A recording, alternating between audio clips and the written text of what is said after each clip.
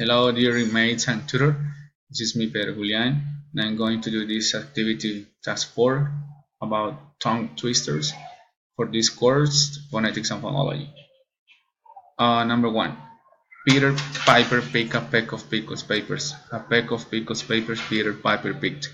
If Peter Piper picked a peck of pickled papers, where's the peck of Pickle's papers Peter Piper picked? Number 2. Betty butter bought some butter, but she said the butter's bitter. If I put it in my butter, I will make my butter bitter. But a bit of better butter will make my butter better. So what's the better? Betty butter bought a bit of better butter. Number 3. How much wood would a woodchuck chuck if a woodchuck could chuck wood? He would chuck his wood as much as he could, and chuck as much wood as should chuck. What if a woodchuck could chuck wood? 4. The nix seeks the fleece. The nix seeks the fleece. At the least the nix could sneeze and feed the fleece the fleece.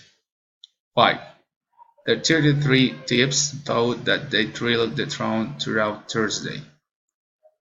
Okay, so this is all for this activity, and I hope the best scores for this one, and see you next time. Bye bye, alligator.